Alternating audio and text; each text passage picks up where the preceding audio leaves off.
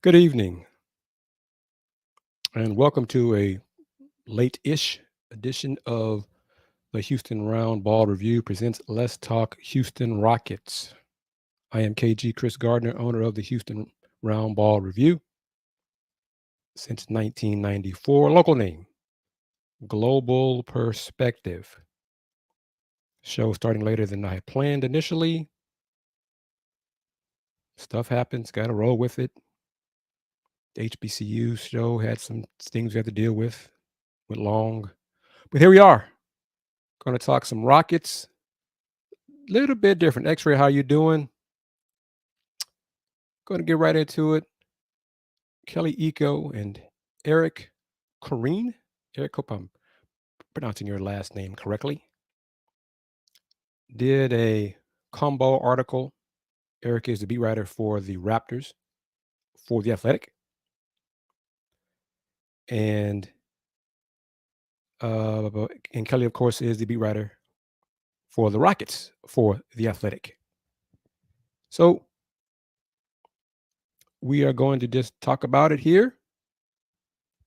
X-Ray, same voice. I don't know, haven't changed anything. We'll see how it goes. But there we go. I'm going to talk about it. What are the Rockets getting in Fred VanVleet? A savvy veteran or a player past prime? Eric says, this is all in the article, today's article in The Athletic. I have the link in the description for this video. VanVleet is a fundamentally different player than he was in the 2019 NBA Finals.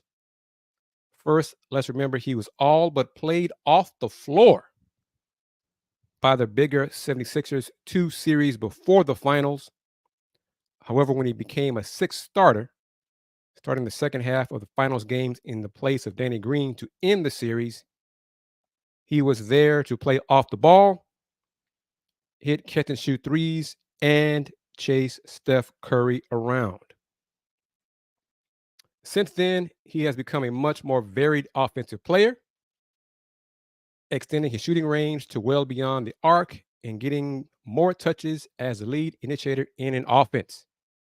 He hasn't always excelled in those ways.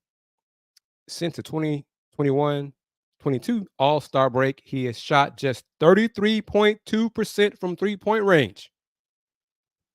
He is still one of the more disruptive guards when it comes to loose balls and knowing where to be, but his point of attack defense has suffered. He is still a safe pair of hands with 3.54 assists per turnover. Only Chris Paul and Tyrese Halliburton had a better ratio while averaging more assists per game than VanVleet last season.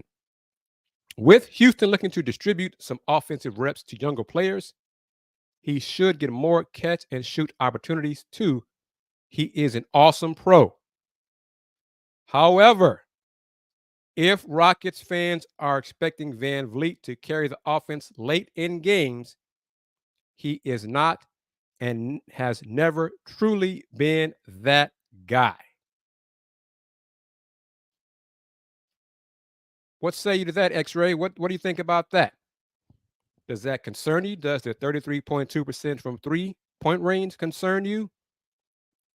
Is that what he was brought here to do for the Rockets? There's more to discuss, more slides I have to show, and we will get into the 8 games in April on the Rockets schedule. But I want to talk about Fred VanVleet and what the Rockets are getting. What do you think about what I've read so far, what was written? All this is in The Athletic, per Kelly Eco and Eric Corrine, writers for The Athletic for the respective teams, Raptors and Rockets. So what do you think? What do you think?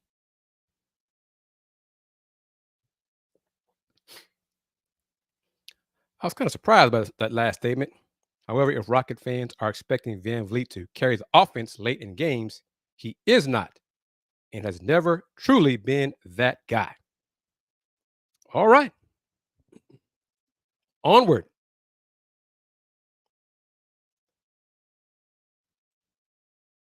Eco, Do you see VanVleet working well paired with Green, Smith, Alpin Şengün, and your compatriot Dylan Brooks? Or does that projected starting lineup look a bit clunky? Kareen, I have defensive concerns about the lineup you pointed out, even with Brooks, who has looked sharp in pre-World Cup action for Canada, by the way, in Houston, but they are not massive as in concern, defensive concerns. Eco, that's a great segue into the next phase of this VanVleet acquisition, his defensive ability. I know last season wasn't a great measure of VanVleet's effectiveness, and while the Raptors have typically been a better defensive team with him on the floor, the efficiency has slowed in recent years. But will he be able to function as a point of attack defender? Or is VanVleet better served in conjunction with the schemes Udoka runs as a collective unit? The Nurse teams of the past had length, size, and versatility. There are shades of that in Houston, but albeit to a different degree. Check out Eric Kareen's response. This was a point of contention, but to my eyes, VanVleet hasn't been the same level of on-ball defender since the knee injury that plagued him after the All-Star break in 2022. He has had a few different lower body issues, knee and hip, as well as a back injury that has bothered him since then. Through that, he has surely come to know his body better and will not stubbornly play through things as often as he did early in his career. He has been third, second, and sixth in minutes per game in the last 3 years and has led the league in distance traveled per game. It's a hell of a stat now in the NBA in each of the last 3 years. He has been run ragged, and I'm sure that has a lingering effect on his horizontal agility. He is sure to disagree with all of the non-factual things there and will make a point of being in excellent shape coming into camp. As I mentioned, though, VanVleet is extremely intelligent defensively.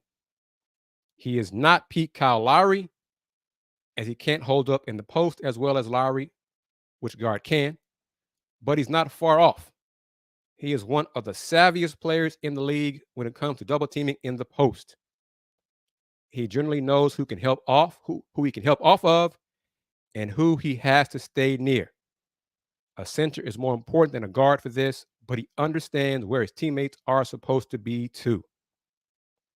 In short, there will be nights where jitterbug guards get the best of him, and he might be best used guarding wings who mostly stick to the corner. He can still be a very effective defender in the right situations, a player who can help the Rockets turn the ball the other way if they are so obliged. All that I read, did it change your thoughts on Fred VanVleet, garage guy, $83.6 million guaranteed richer? Yeah, that's fundamentally different. But the market, Fred came a free agent at the right time. Rockets had the cap space. Rockets paid that bad team tax, overpaid. But what say you? 2-year deal, option on the 3rd year. Well, Rocket fans, are you concerned? Is Fred VanVleet past his prime? Have the injuries started taking a toll? Have all those minutes started taking a toll on Fred? Or with the Rockets, he won't have to do as much with the younger players. Help Amen Thompson learn the ropes. And in a matter of time, Amen Thompson will take over more minutes running the offense. Is that what y'all believe? Is that what y'all expect? What do you think? Let me know. And while you're thinking about that, contemplating that, I'm going to take a look at the poll. Poll question: 0 to 3 is an option. How many games will the Rockets win? 4 to 6, 7 or 8. Tell me, who are those folks with the optimism? 7 or 8 people. Who are those? Comment on. Let me know your thoughts on that. Right now it's 50-50. 4 to 6, 50%, 7 or 8, 50%. X-ray is not concerned. Plus, he has one important job.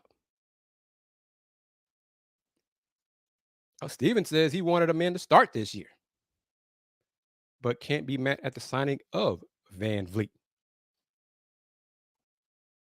We'll tell. Time will tell. What I didn't know about Fred, the injuries he's dealt with, knee, hip, back. That's not a good thing. In all those minutes, I knew about the minutes. We all knew that. But pull it up again. VanVleet hasn't been the same level of on-ball defender since the knee injury that plagued him after the All-Star break in 2022. He has had a few different lower body issues, knee and hip, as well as a back injury that has bothered him since then. After the All-Star break in 2022, that's last year, in the season of 2021-2022, but calendar-wise, that is 18 months ago. Has Fred recovered in that 18 months? Can he return? Will he return to being that really Rottweiler, that dog on-ball defender here with the Rockets? Will he have to do it? Will he be asked to do that? And how much will he have to do that?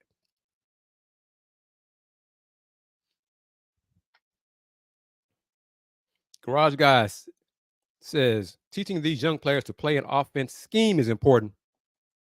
FVV will definitely help Jalen get easier shots. And I think at some point or sometimes, Jalen have the ball in his hands, create. He might get Fred some open looks. Might get Fred some open threes.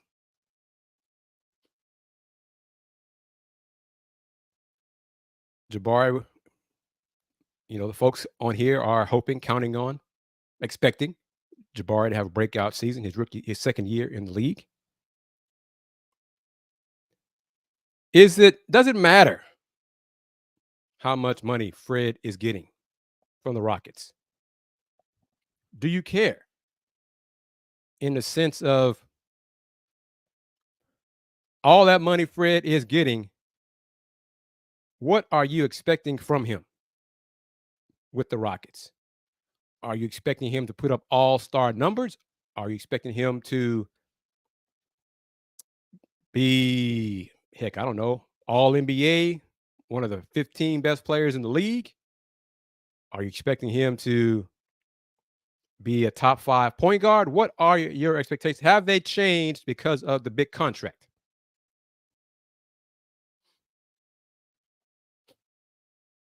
X-Ray, I just can't wait to see how they mix it up with LP and FVV. So what do you think? Does the money matter? Alan, how are you? We're talking about Fred VanVleet right now. And then we'll get in a few minutes, we'll get into the Rockets' schedule in April. Only 8 games to talk about, to discuss. But does Fred's salary change your expectations? Have they raised your expectations for what you want Fred to do for the Rockets stat-wise? Or is it just important for Fred to be solid offensively and defensively, help the young guys get better, and of course, help them win? What do you think? X-Ray? Steven, what do you think? Yep. Agree, definitely I know we talked about on Monday's show about the tragic passing of Reggie Chaney. Rest in peace, Reggie. And I posted on the Roundball Review community tab comments from head coach Kelvin Sampson, as well as comments from the AAC commissioner, Mike Oresco, about Reggie's passing. So if you haven't been to the community tab on the Houston Roundball Review, you can do that. And of course, they've been also posted on Instagram, Threads, and X. So do X for a little bit.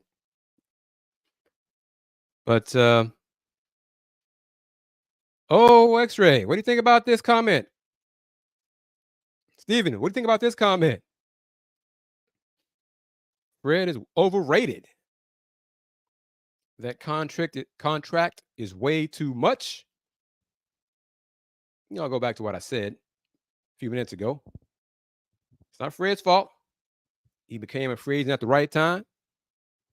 Rockets had all that copious amount of cap space.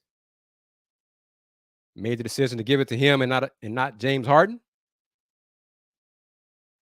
So good for Fred. I wish somebody paid me $83 million. I wish somebody paid me that and y'all could say I'm overrated. And I'd say, I don't care. Going to the bank. It's all those commas and direct deposit is a good thing. That's what I'd say. And I think y'all would say that too. So, hey, good for Fred. But does that contract raise your level of expectations from a stats perspective from Fred? Steve, what do you think Fred's going to do? What numbers are you expecting from Fred VanVleet this first year with the Rockets? Would 18, let's see, throw something out here. 18 points, 8 assists, 3 or 4 boards. Is that too much? Should I lower it? Should I say 15 points, 8 assists, 3 rebounds? Is that about right?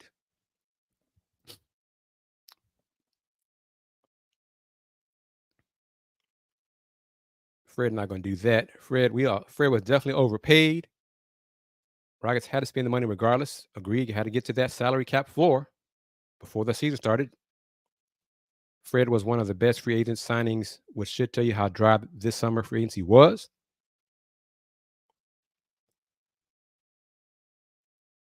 FVV getting paid, also motivation for bench players to play hard for their payday. Fred will not average that many points, nor this few assists, not on this team.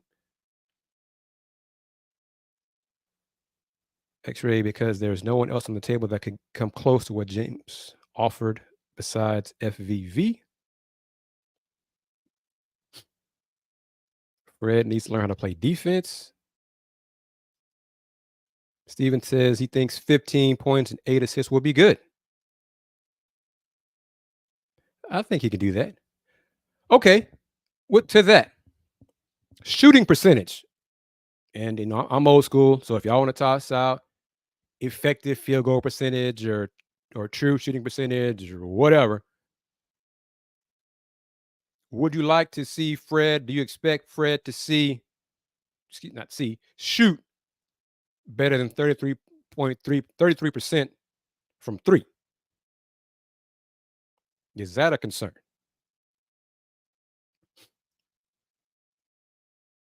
You know, 33%. That's really what, a little bit below average in the NBA. Should he max? Would it matter if Fred is a higher 3-point shooter from the corners rather than top of the key? Like if he has a spot like almost PG Tucker kind of thing.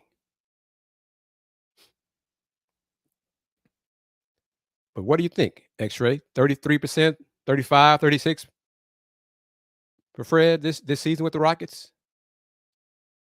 Or will he get more open looks because of playing with Alp, Jabari, Jalen. So Garage Guy says 28 minutes per game, 17.6 assists. And that, you'd accept that? That's solid. That's very solid.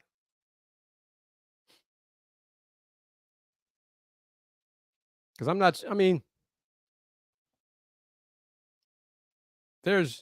Fred's not going to live up to the huge money in terms of stats. And he doesn't have to. Fred's not going to take 20, 25, 30 shots a game with these Rockets. He won't have to do that. It's not in his nature to do that. He's brought here to run the offense, be a leader on the court, off the court, and help the Rockets start winning and developing a winning culture.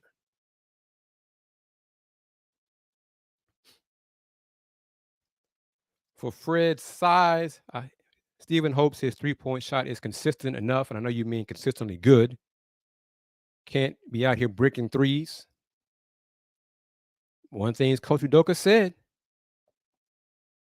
early on at the pressers,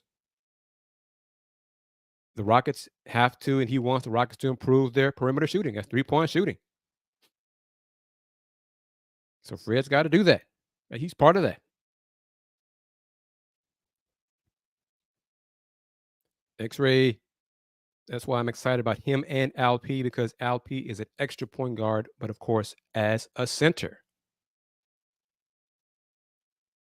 Agreed. Run some high post offense through Alp. Fred is smart also on offense, moving without the ball.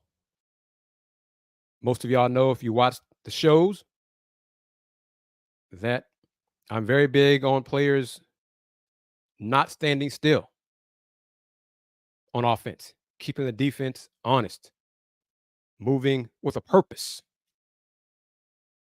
cutting to the basket, making the defense adjust to your movement. It's much easier to defend you if you stand still. All right.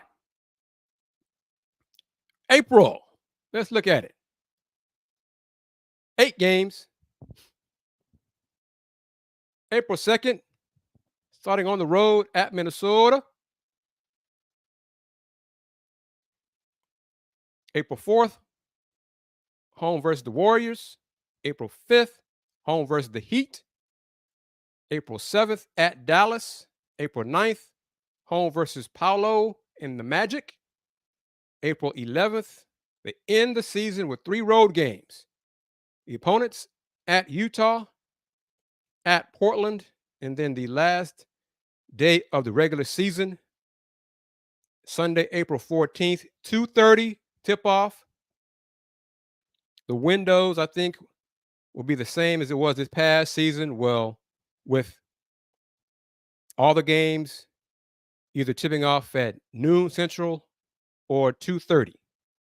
So there shouldn't be, I don't believe, anything later than that.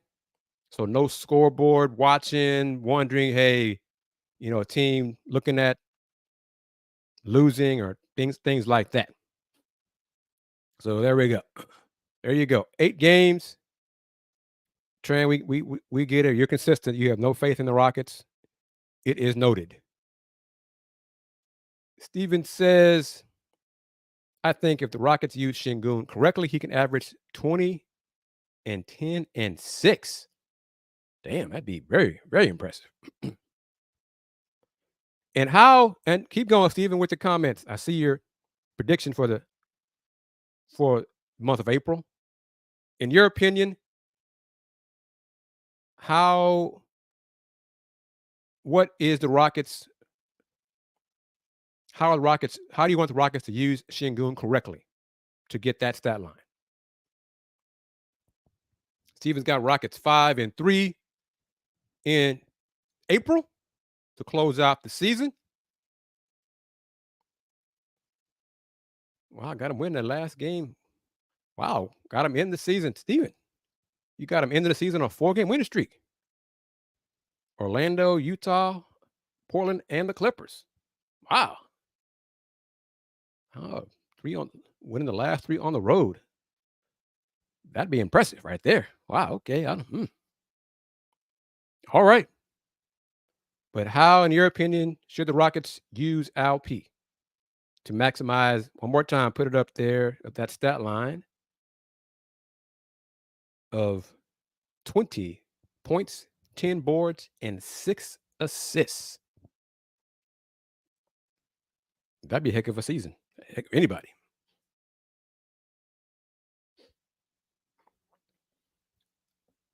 So we know Alan Tran did the 0-8.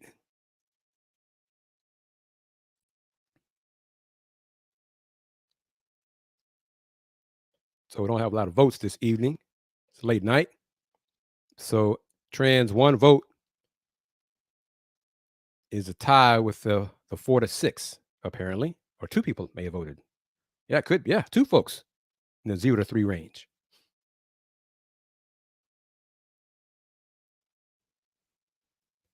Steven wants Rockets to let Şengün work with the ball like Jokic, because Alp is a great facilitator. X-Rays got wins. Let's see. It all depends on the standings. Okay. W's, Minnesota, Dallas, Orlando, Utah, Portland, the Clippers. It's a strong month. Strong month. Oh, and let me see. I forgot to do it. Let's see here. Added some new sounds to the show. Mix them in a little bit. I need to start playing this when this sound when Tran joins the show.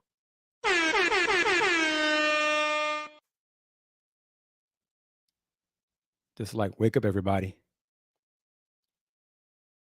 Or maybe X-Ray or other folks. Let's see. Sometimes make Garage Guy. He does need to work on the defense without fouling. That's important. And I think that's one thing that he will learn from this new staff, has to learn. But just in case, I got this one as well. Bruh. That's real quick. Bruh. Bruh. Bruh. Bruh. That one.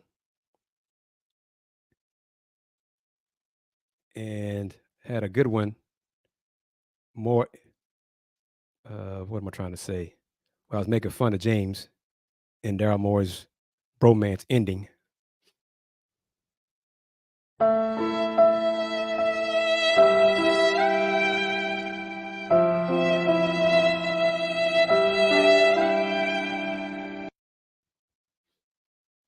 There we go with that one. So, a few new sound effects to mix in with the shows, future shows.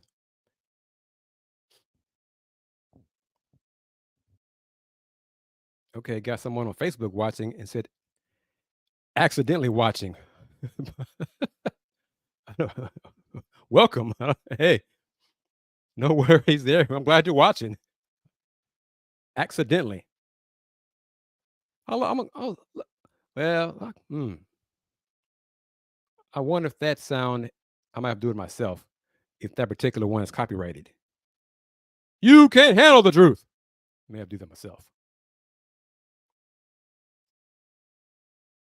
Let's see.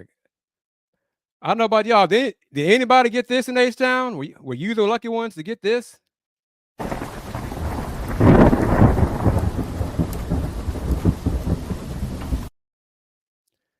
Not a drop. Not a drop of that Fifth Ward. Not a drop. None of that came. Not a drop. Some clouds, some wind, nothing. No thunder, nothing. Tran, you're entitled to your opinion. There's no worries whatsoever. I'm not going to block you or kick you out unless you use profane speech. I have I got no worries with your viewpoint. It's welcome here on the show. It's been so long. Brain, I almost forgot what it is. Man, boy. Going more than a month of rain. So where were you driving from? Had to go through the rain. Yeah, that's good. Yeah, well, that's the way to put it. Rain heat. That's what it's been raining. Heat. Yep, heat. Nothing but heat, and going to rain more heat for the rest of August and the first part of September. Looks like. Man, it's gonna be hot. Yeah, Trent. No worries. No worries whatsoever. You're giving your opinion. I have no worries about your opinion. You love the Cougars. That's through and through. You're a Baylor person, loves the Cougars as well. Hey, that's fine. No worries whatsoever. Nick said Pistons fan because of Quentin Grimes and Marcus Sasser. Are you Pacers fan as well? Oh, guys, got a question about Team USA in the upcoming World Cup. They're a very young team. The defense has to click. They have problems with Germany. The talent is there. Individual talent, obviously, they have to rely on that because they don't have international experience as a group, as a unit. Coaching staff is smart. Probably throw some different looks defensively to the opponents. As long as the defense continues to get better, I think they still have a very good chance of winning the gold medal. The days of being a lock, obviously, everyone knows those are over, especially when you're not sending a team of NBA players who play a lot of time together. Just tossing guys together for a month, 6 weeks, and say, here, go do it.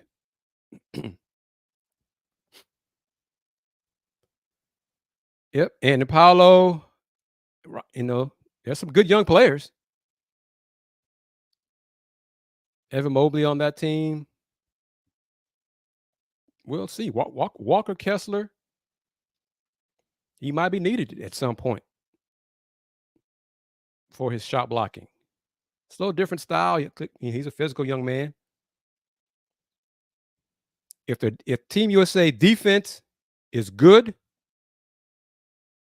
enough, or great,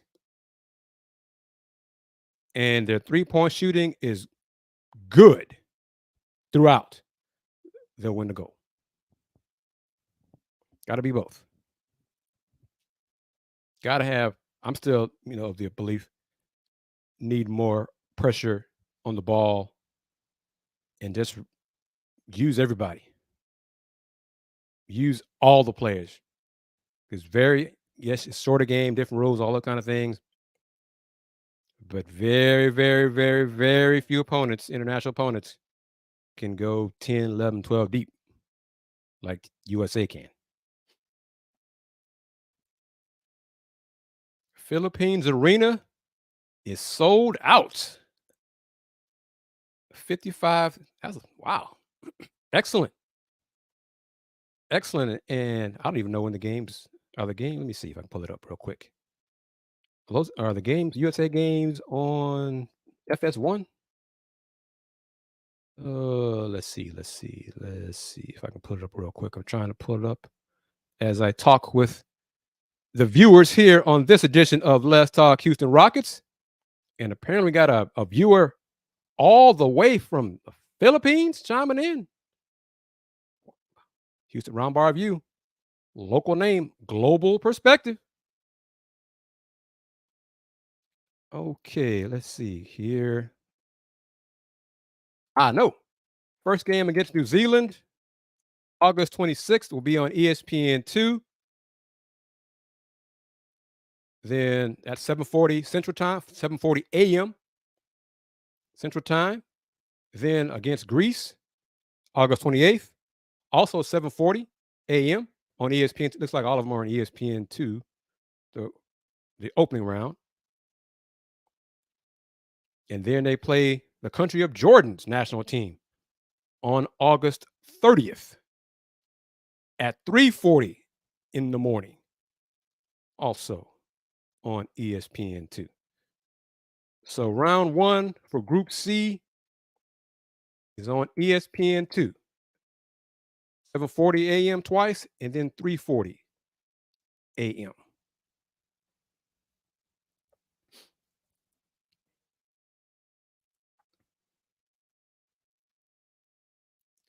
James Harden.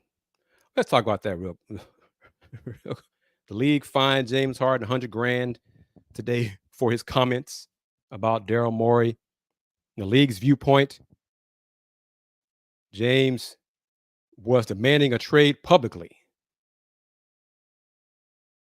He didn't really quite say it like that.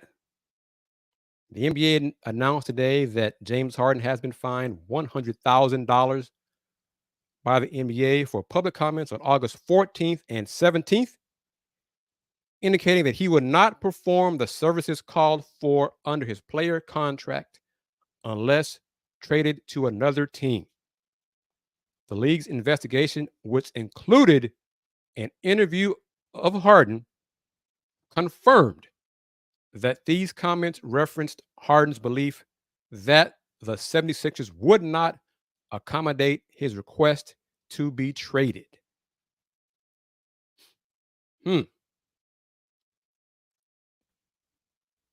So that is interesting. NBA said they interviewed James. The Players Association, NBPA, said they're going to appeal and they disagree with the fine. But my thing is, if James said this in the interview with the league, then the Players Association is wasting their time. I mean that's a fact. If he said that in his interview with NBA representatives, then the fine is warranted, and the $100,000 is the max that a player can be fined for making public statements demanding a trade. If anybody's wondering why was it only $100,000, that's pocket change for James. Yeah, it is. It's a honey bun. That's some time in a club for James. But that's max that the league can fine players for making public demands to be traded. So, all right. Look at the schedule again for April. Started with Minnesota on the road. Rockets got 5 road games in April, 3 home games. April 2nd at Minnesota. April 4th, home against the Warriors. April 5th, it was back-to-back, home against the Heat. April 7th, on the road against Dallas. April 9th, home against the Magic. And then the last 3 games on the road to close out the season. At Utah on April 11th, at Portland on April 12th, and then at the Clippers, April 14th. Last day of the regular season. All the games will be played either tipping off at noon or at 2:30 on April 14th. WK, how are you? Thank you for joining us. First part of the show, I discussed part of the article in The Athletic from Kelly Eco and Eric Kareen about what are the Rockets getting with Fred VanVleet. In this part, WK, back up one, because the Eco's part of it, Eric. Here we go. This is the meat of it, I think. Kelly Eco. I know last season wasn't a great measure of VanVleet's effectiveness, and while the Raptors have typically been a better defensive team with him on the floor, the efficiency has slowed in recent years. But will he be able to function as a point of attack defender? Or is VanVleet better served in conjunction with the schemes Udoka runs as a collective unit? The Nurse teams of the past had length, size, and versatility. There are shades of that in Houston, but albeit to a different degree. Eric Kareem's answer. This was a point of contention, but to my eyes, VanVleet hasn't been the same level of on-ball defender since the knee injury that plagued him after the All-Star break in 2022. He has had a few different lower body issues, knee and hip, as well as a back injury that has bothered him since then. Through that, he has surely come to know his body better and will not stubbornly play through things as often as he did early in his career. So, WK, what do you think about that? He has been third, second, and sixth in minutes per game in the last 3 years and has led the league in distance traveled per game in each of the last 3 years. He has been run ragged, and I'm sure that has a lingering effect on his horizontal agility. He is sure to disagree with all of the non-factual things there and will make a point of being in excellent shape coming into camp. As I mentioned, though, VanVleet is extremely intelligent defensively. He is not peak Kyle Lowry, as he can't hold up in the post as well as Lowry, which guard can. But he's not far off. He is one of the savviest players in the league when it comes to double teaming in the post. He generally knows who he can help off of, and who he has to stay near. A center is more important than a guard for this, but he understands where his teammates are supposed to be too. And then wrapping it up, in short, there will be nights where jitterbug guards get the best of him, and he might be best used guarding wings who mostly stick to the corner. He can still be a very effective defender in the right situations. A player who can help the Rockets turn the ball the other way if they are so obliged. So what do you think about that, WK? What do you think? Hopefully the new deal will allow him to play through things he may not have been willing to do in the past. But Eric's saying that he played through a lot of things in the previous years. Just sheer toughness. He wanted to battle through. His teammates needed him. The backup point guard in Toronto situation was not very good.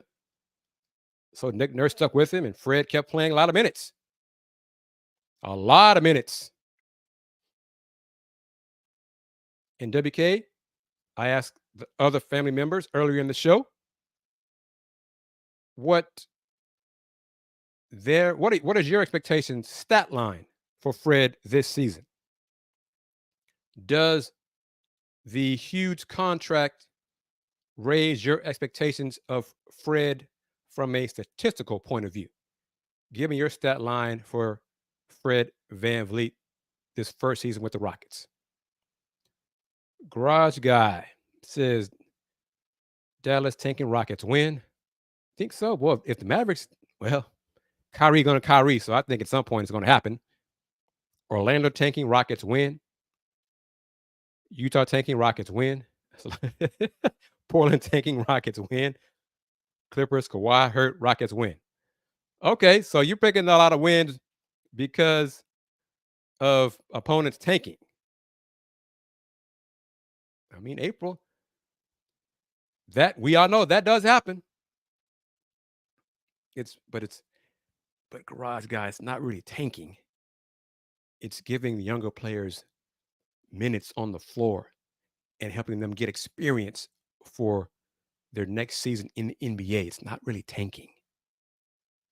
It's saving guys, key players from injuries. WK says the Rockets aren't competing for a championship, so not sure all that matters a ton. You are looking for a competent point guard that brings smarter play, which he will provide. Rockets, true, are not competing for a championship. And y'all know that I have predicted them to win 36 games for this coming season. Not 40, 42, 45, or 50, like some of the fans of the show.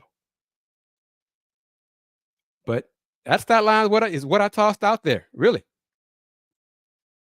That was the first thing I mentioned for Fred. 18, yeah, almost exactly. 18 points, 7 assists. I said 8 assists, 3 boards. Didn't say a steal, but I had 18, 8, and 3.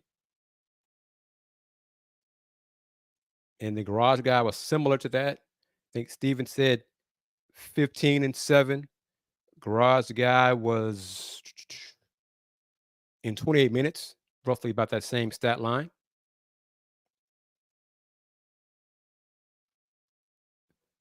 $50, I forget who it was, but it's like on Tuesday, it's not Tuesday, excuse me, Thursday's show when we first did it and looked at October, November. I want to say someone threw out 50. And Terry in New Zealand, minimum of 40. I think that's right. But we had a few 42s, 45. X-Ray, was that you with the 50? Was that you? I don't think he was, but somebody, who was it? Somebody said 50.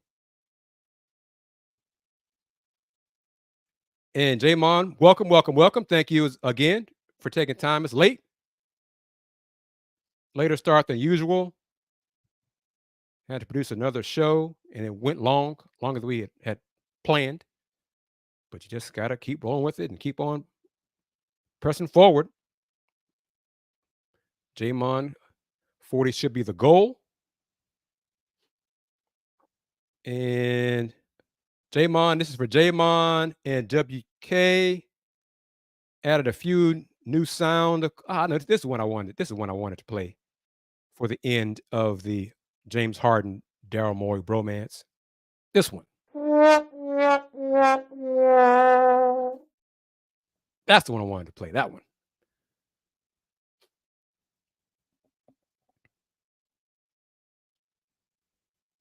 WK with the statement, you typically don't sign 6'1", 6'2" guards as defensive stoppers, but he's smart enough to figure out how to be effective on defense.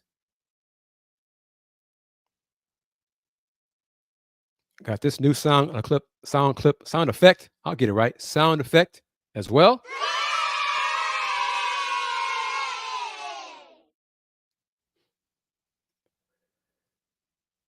As discussed a lot last year, effort matters, and Fred, he will bring he'll bring that as a leader on this team. I'm more on that. Stats, solid stats,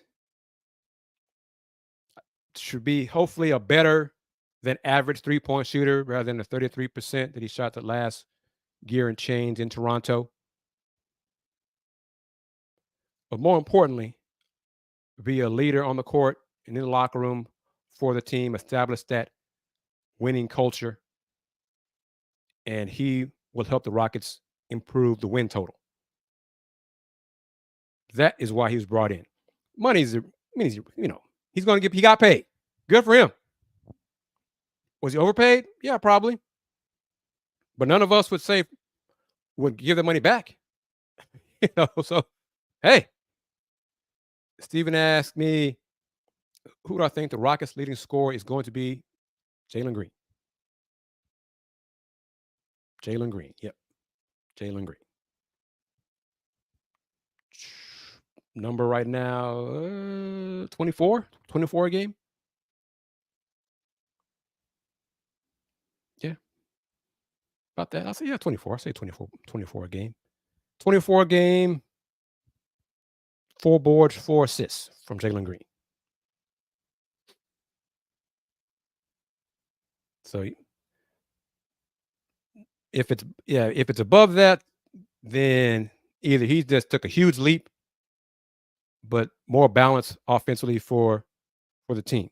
Getting points from Jabari, points from LP, points from KPJ, some points, probably double digits from Dylan Brooks.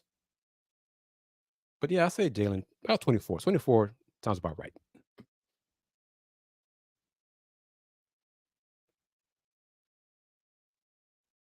KPJ would challenge each other. JG and KPJ will challenge each other for team scoring leader. So KPJ is doing that off the bench. That would be a very good sign for the Rockets. Consistency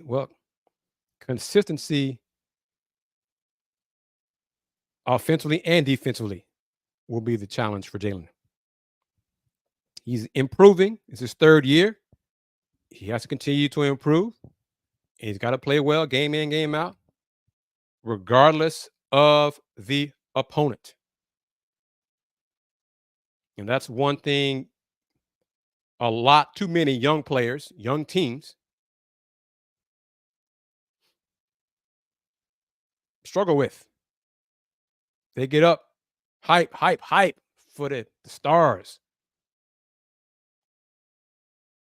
And not so much, they lose focus for the lesser teams.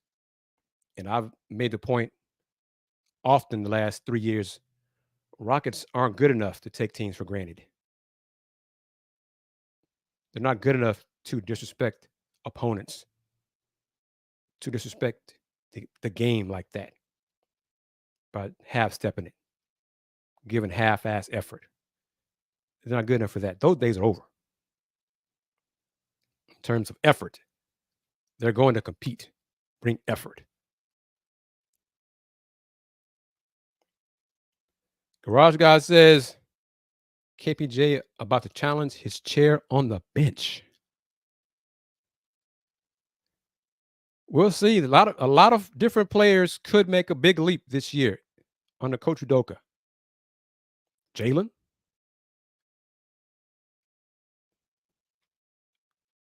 KPJ, Jabari, LP. I saw you, X-Ray. Bruh.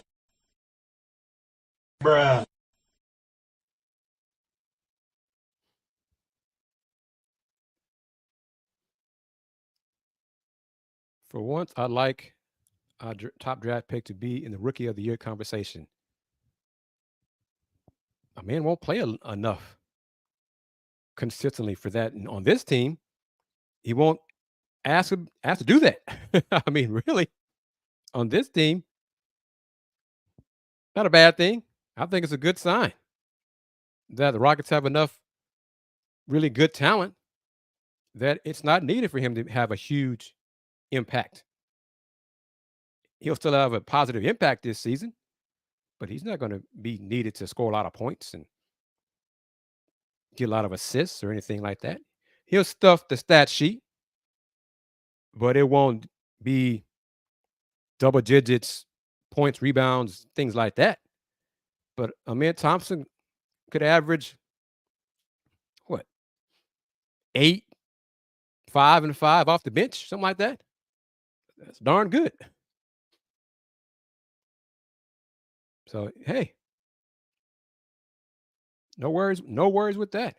He'll be solid. He'll be fine. Rocks will be fine. I'm just not pushing them above 40 wins or heck, above 36 like some. But a 14-win improvement is good enough, I think. Now, if Tillman says that, disagrees, we'll find out. But they're going to be competitive. They're going to be better than they were. They are going to provide hope that the future is bright and that future is not far off. I think that's what this season is about. Establishing a winning culture. That's what they're going to do. All right, 4-6 is the winner of how many games Rocket fans predict the Rockets to win in the month of April. Out of those 8 games, put that up again. Enlarge it one more time. At Minnesota, home versus Golden State, home versus the Heat, at Dallas, home versus Orlando, and then closing out the regular season with 3 straight on the road at Utah, at Portland, and at the Clippers. And who knows who will be on the Clippers? Will James Harden be on the Clippers at some point this season? Will Kawhi play April 14th? Will Paul George be healthy? If James Harden is a Clip, will he play in that game? Will he be healthy? Or will the Clippers have wrapped up a top 4 seed in the West and rest everybody in that game? Time will tell. But training camp is around the corner.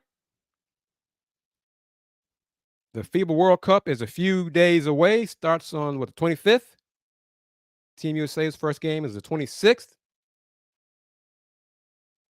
First game for Team USA, again, is against New Zealand, 7:40 a.m.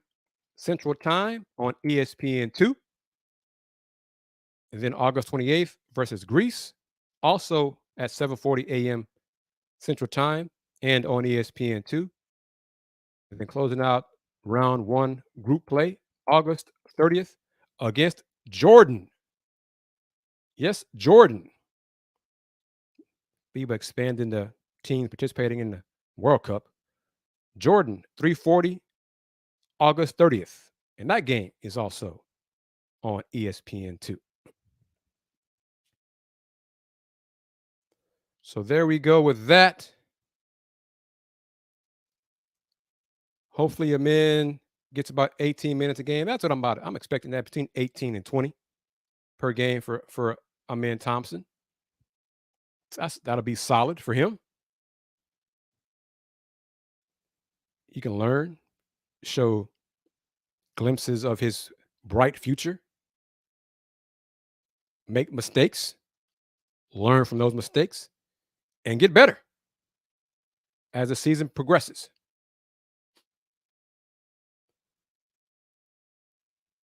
All right, let me see here. And reminder,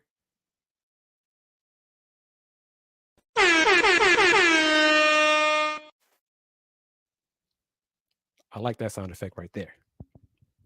So that we'll hear that more and more in future live stream shows of Let's Talk Houston Rockets. Going to end on this note, just an FYI. There will be a press conference Wednesday afternoon for the college doubleheader taking place in December. The 4 teams participating: Houston Cougars, Texas A&M Aggies, Texas Longhorns, and LSU Tigers. Cougs versus the Aggies, and the Horns versus LSU. The games are scheduled for December 16th, Saturday, December 16th. And I want to say the games are going to be on ESPN2. That was announced today. Not announced, but in the press release that I got. I think that's right. Yep. Games are going to be on ESPN2. But I say all this initially. Head coach Kelvin Sampson was slated to appear at the press conference. With the tragic death of Reggie Chaney, Coach Sampson will not be at the press conference. No one from the UH staff is going to attend the press conference. They're going through a lot of grief, dealing with this tragedy. So everyone understands that, but I just want to put that out there. So I will be there covering it, have some clips, some audio if I can, some video, etc., for the Houston showcase, the double hitter taking place in December. But if you're wondering, if you see some footage or see video and wonder why there's no one for UH, that's why. So they're going through grief. So everyone understand that it's a tough time. It's a rough time for the program, and obviously it's a rough time for Reggie Chaney's family and friends. Stephen, my next Rockets live show, that's a good question. I don't know.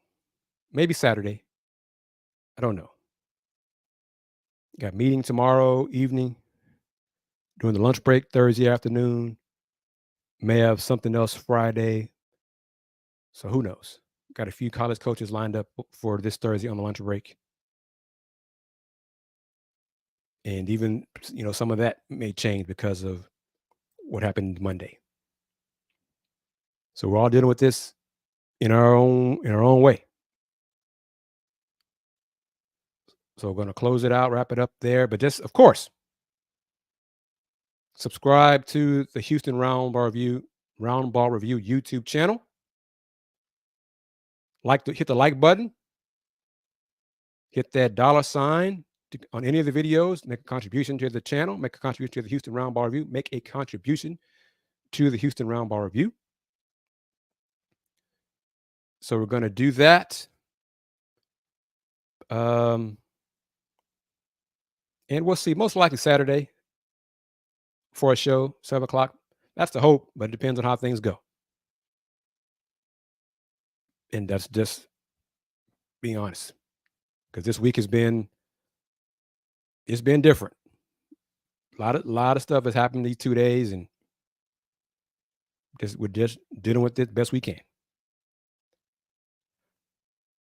All right, everyone. Stephen, WK, X-Ray, Tran, Jamon, for folks who voted and participated in the poll, thank you very much, as always. See you in a few days. Become a subscriber to the channel. Hit the bell so you can receive notifications of the comments of the videos that are scheduled and posted. And we'll keep doing this. It's always my pleasure to speak with Rocket fans about the Rockets, about the NBA. Had a fan from the Philippines, apparently. That person was legit. But thank you very much for that. And remember, since 1994, the Houston Roundball Review. Local name, global perspective. Peace.